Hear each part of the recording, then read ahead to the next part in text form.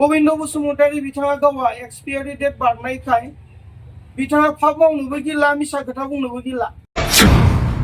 दिनै जोंनि बारग' NDFBफ्रा 4 लाखनि थाखाय हांखुर जायाखै, नाथाय बे जे थार सासे NDFB मोन बेखौ रिकगनाइज मोननो थाखाय हांखुर जादों। बावसोमखांनानै फैनायनि उनावबो सासे NDFB होननानै आसाम सरकार भारत सरकारनिफ्राय रिकगनाइज मोनैया बेयो दुखुनांथाव जादों। इउनाइटेड फार्म अफ एक्स NDFBजों लोगोसे उदालगुरि जिल्ला इउनाइटेड फार्म अफ एक्स NDFBखौ लाफानानै दिनै जोङो इउनाइटेड फार्म अफ एक्स NDFBनिफ्राय मोननैसो टपिकखौ लानानै प्रेस मिट खालामनाय जादों।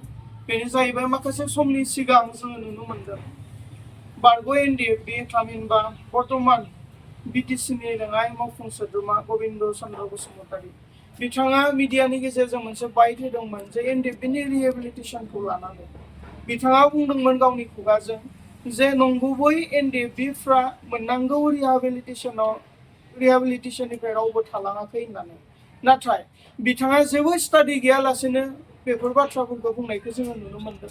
थारैनो जोङो नुदों बिथाङा राजनितिकआव थांनायनि उनाव NDFBनि माखासे खामानिफोरखौ बिथाङा बावगोमालांदों, समाजनि मोजां खामानि मावनायफोरखौ बिथाङा बावगोमालांदों, बेखौ जोङो नुनो मोनदों।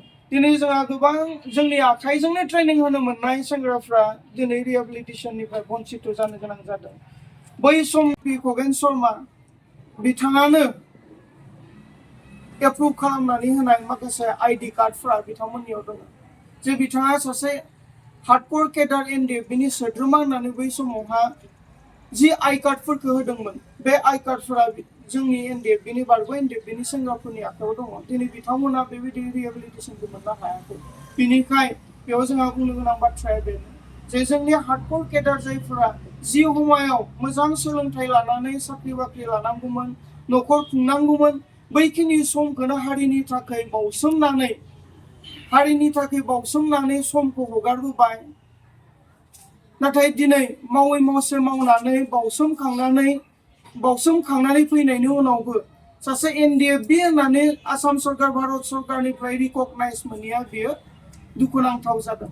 दिनै जोंनि बारग' NDFBफ्रा 4 लाखनि थाखाय हांखुर जायाखै, नाथाय बे जे थार सासे NDFB मोन बेखौ रिकगनाइज मोननो थाखाय हांखुर जादों।